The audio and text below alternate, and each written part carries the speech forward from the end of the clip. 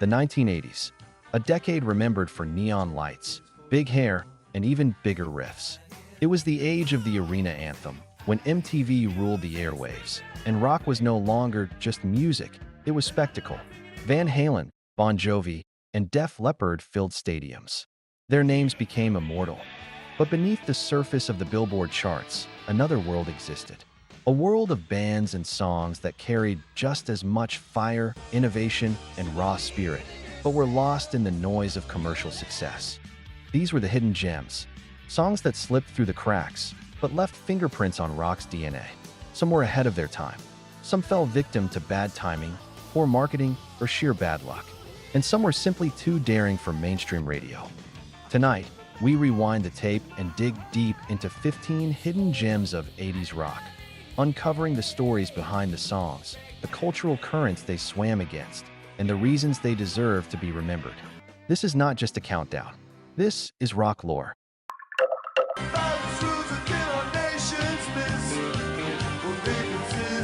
The early 80s was a strange time for rock.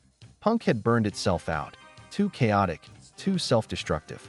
But from its ashes rose something darker, gothic, brooding, political.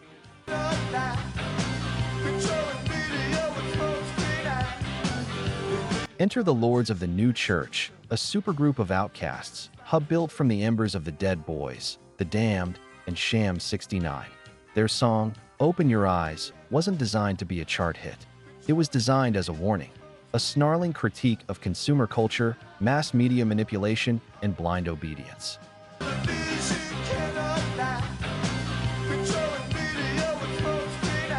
Frontman Stiv Bators, infamous for his reckless stage antics, channeled his chaos into something prophetic. Dressed in leather, his voice dripping with menace, he called out the complacency of an entire generation.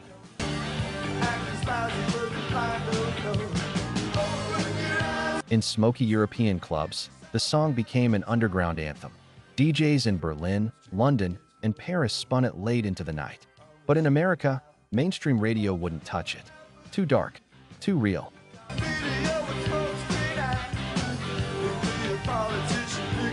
Looking back, Open Your Eyes feels eerily ahead of its time, foreshadowing an era of information overload and mass manipulation. The band never became a household name, but this song remains a cult relic, proof that rebellion often thrives in the shadows.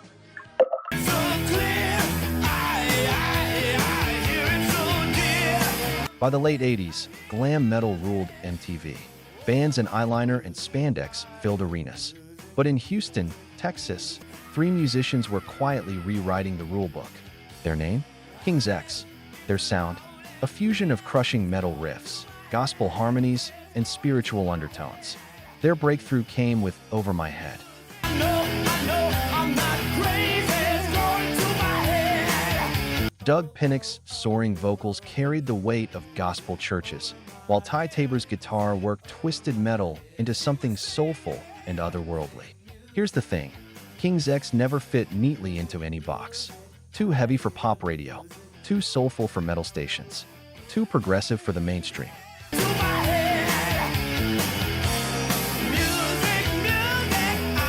But their impact? Tremendous. Members of Alice in Chains, Soundgarden, and Pantera later admitted King's X shaped their sound. Jerry Cantrell called them the blueprint for grunge harmonies. I know, I'm not crazy, it's going to my head. They should have been massive. Instead, they became musicians, beloved not by the millions, but by the few who truly understood. In a decade obsessed with image, King's X delivered substance. And Over My Head remains their timeless sermon. And the walls came down. 1983, the Cold War is at its peak. Nuclear anxiety fills the headlines. And in Santa Cruz, California, a band called the Call channels that tension into song. The Walls Came Down is stark, urgent, and unflinching. Its message? That the walls, political, personal, spiritual, were already crumbling.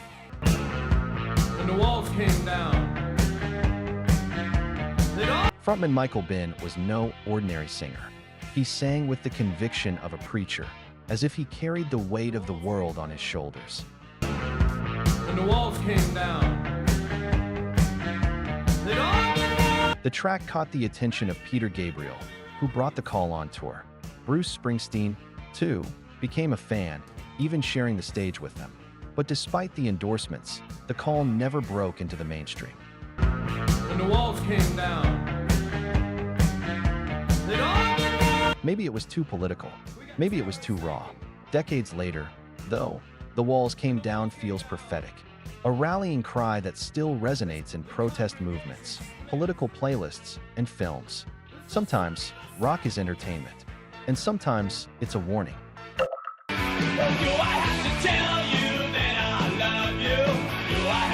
Before Guns N' Roses defined Sunset strip sleeves, there was Hanoi Rocks, a Finnish glam punk band with danger in their veins and heartbreak in their lyrics.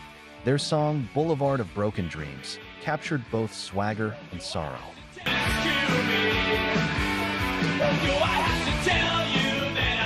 Michael Monroe's vocals teetered between sneer and lament, while Andy McCoy's guitar painted the streets in neon sadness.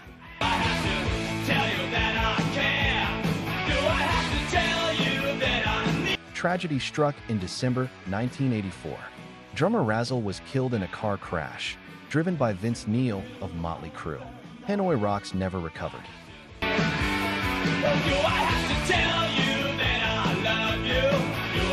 But their fingerprints? Everywhere. Guns N' Roses' look, sound, and attitude were steeped in Hanoi's blueprint. Duff McKagan later admitted, without Hanoi Rocks, there would be no Guns N' Roses.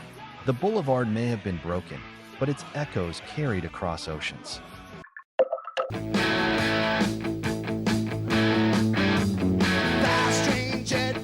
Australia gave the world AC/DC, but hidden in their shadow was another powerhouse, the Angels. Raw, working class, unpolished.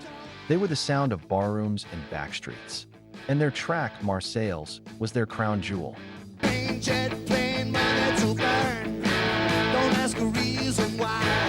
The song is a snarling ode to excess, delivered with menace and swagger. In the US, they were renamed Angel City to avoid confusion with another band, but their cult following grew.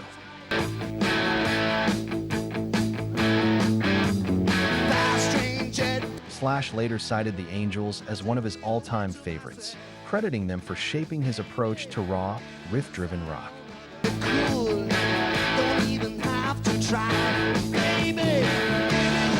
They never hit the heights of AC/DC, but for those who knew, the Angels weren't just another Aussie export. They were a force, and Marseilles remains their street anthem. Hey, Rocklore community. Before we continue, let's have a real talk for a second, bro. You know, this isn't just a channel to us. And I hope it's not just a place you come to watch a video and then forget about it. This is a community. It's a place where we get to dig up the secrets of rock and roll, share our favorite riffs, and celebrate the artists who maybe didn't get the love they deserved. Right now, only about 1% of our viewers are subscribed. We can change that together and grow this community. All you have to do is hit that subscribe button with the notification bell on. When you do, you're not just helping a channel grow, you're becoming a member of the Rocklore family. You're signaling to us and to YouTube that these stories matter, that this music is worth preserving, and that this community is a place you want to be. Subscribing is your way of making sure you're always in the loop. It means you'll be the first to know when we unearth a forgotten legend, drop a new countdown, or dive into a piece of rock history you've never heard before. So if you're a true fan of the lore, if you get that same feeling of discovery that I do, then come join us. It takes 1 second to be a part of something bigger.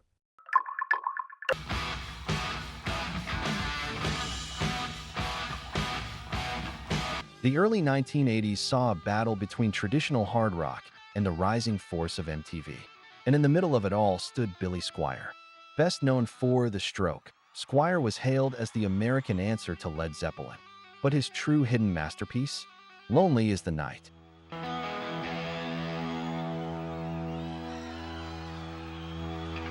From its opening notes, The track oozes Zeppelin influence, crunching riffs, moody atmospheres, and Squire's powerhouse vocals. Many fans argue it's the song that should have made him immortal, but fate had other plans. In 1984, the release of the Rock Me Tonight music video, widely mocked for its awkward dance moves, crippled his credibility in the MTV era.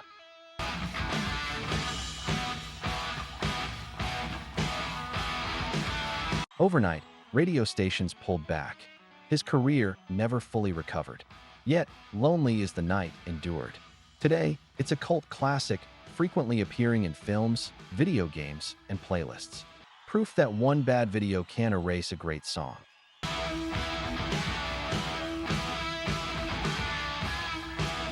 Billy Squire may have been robbed of superstardom, but this track cements him as one of rock's great nearly men.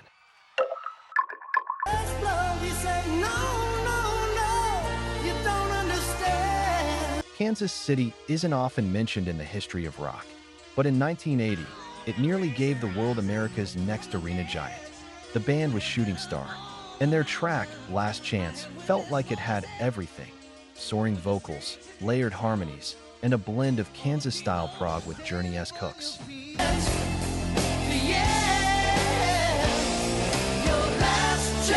Signed to Virgin Records, they were the label's first American act, handpicked by Richard Branson himself.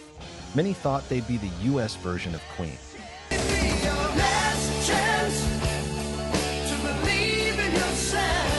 But the industry is unforgiving. A combination of management struggles, bad timing, and lack of mainstream radio support meant Shooting Star never broke through nationally.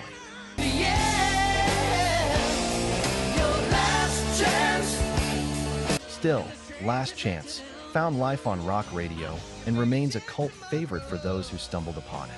It's the sound of a band poised for greatness, but left waiting in the wings.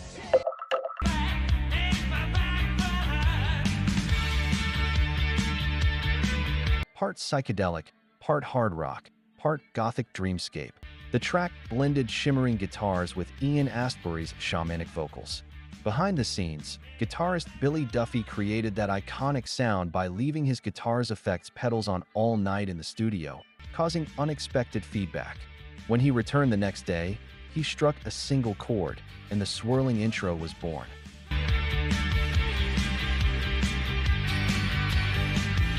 The song didn't just resonate in clubs, it became a global underground anthem. It influenced everyone from alternative rockers in the 90s to electronic artists remixing its hypnotic textures.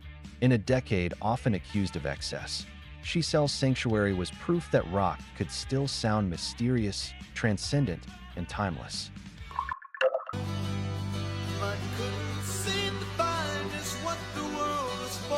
In 1983, a band from New Orleans quietly released one of the most overlooked debut albums of the decade. The band, Zebra. The track, Who's Behind the Door?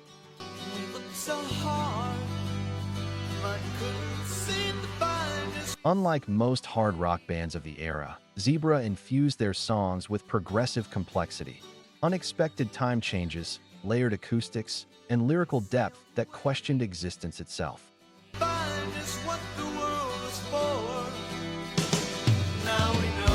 Frontman Randy Jackson, not to be confused with the pop producer of the same name, was a rare talent.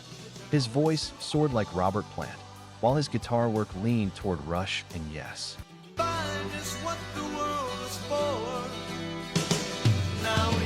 Who's Behind the Door became a modest FM radio hit, but the band never escaped cult status. Still, the song remains a touchstone for prog-minded rock fans, a bridge between Zeppelin's grandeur and the cerebral approach of later prog metal acts.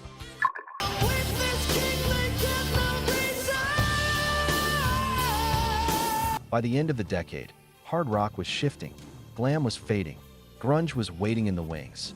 And into that transitional space stepped a supergroup with sky-high expectations, Blue Murder. Founded by John Sykes, the guitar virtuoso who helped write Whitesnake's 1987 album, Blue Murder was built for greatness. Their self-titled debut delivered epic tracks, none more towering than Valley of the Kings.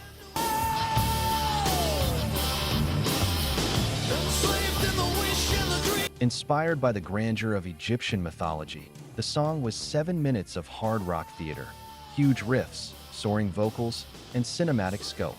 Critics praised it, fans loved it, but the album came too late. By 1989, rock radio was shifting toward Nirvana, Jane's Addiction, and the rise of alternative.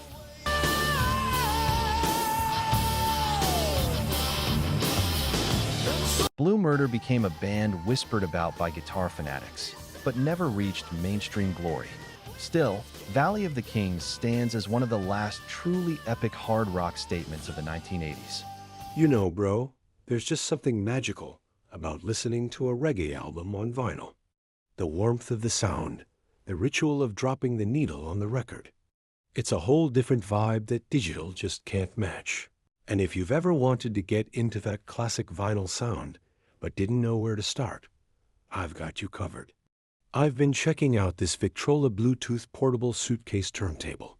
It's the perfect way to get started with vinyl. You just pop it open, put on a classic album like Bob Marley's Exodus or Toots and the Maidles' Funky Kingston, and let the groove take over. The best part is, it's a suitcase design, so you can literally take your reggae vibes anywhere to the backyard, a friend's place, or just move it from room to room. And it even has Bluetooth, so you can stream music from your phone when you're not spinning records. It's the best of both worlds. This is a great starting point for any fan who wants to feel the foundation of the groove in a whole new way. If you're interested in grabbing one for yourself, I've put a link to it in the description below.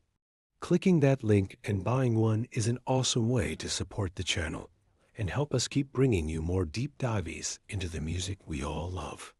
So go check it out, and let's get back to the countdown.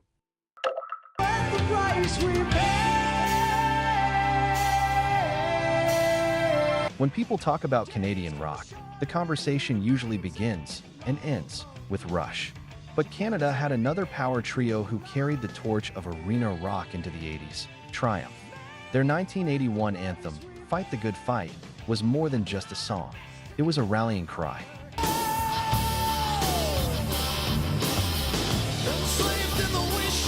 With Rick Emmett's virtuosic guitar, Gilmour's thunderous drumming, and soaring, hopeful lyrics, the track captured the optimism of the early 80s, a belief that perseverance could overcome anything.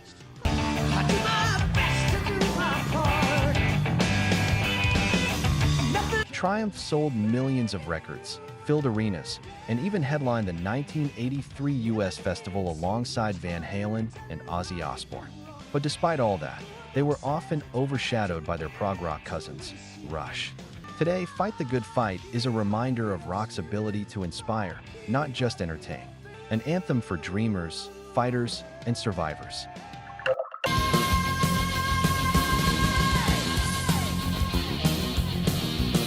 By the late 80s, progressive rock had all but disappeared from the mainstream. But in the underground, a new breed was forming, progressive metal. At the forefront was Fate's Warning. Their 1988 track, Silent Cries, from the album No Exit, was a turning point.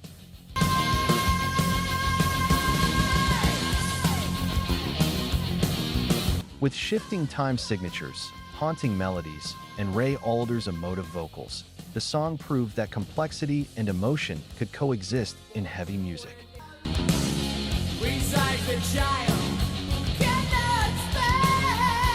Fate's Warning never cracked MTV or commercial radio, but their influence spread quietly, inspiring bands like Dream Theater, Queensryche, and Symphony X. Today, prog metal is a global phenomenon, but in the 80s, it was a risk, and Silent Cries was one of the boldest statements of all.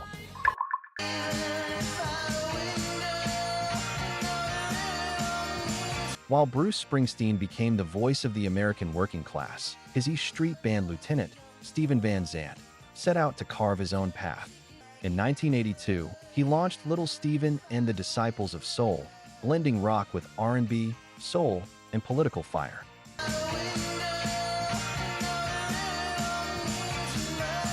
Their anthem, Forever, was pure passion, horns blasting, guitars roaring, Van Zandt singing like a man possessed.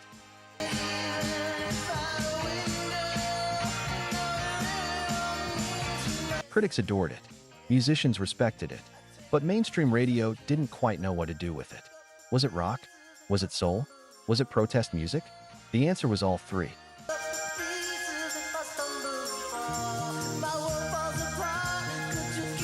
Though it never became a chart hit, Forever showcased Van Zant's belief that rock wasn't just about escape. It was about truth, justice, and survival. A hidden gem that carries as much heart as any 80s anthem. When you see me look, you know what my eyes are saying.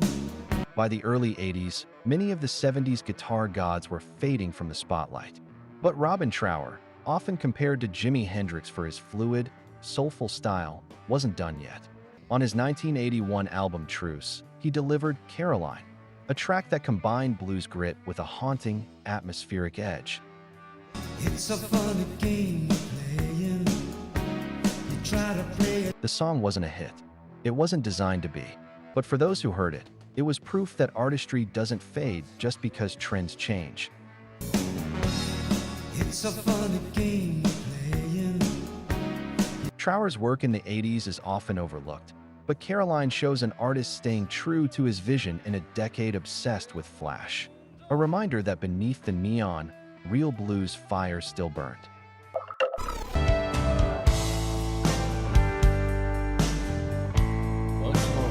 Written after singer Jack Russell's painful divorce, the song is raw, aching, and drenched in blues. It's not glam.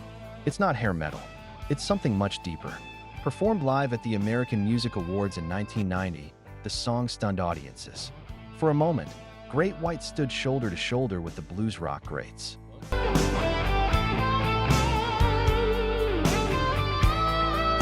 But the timing was cruel.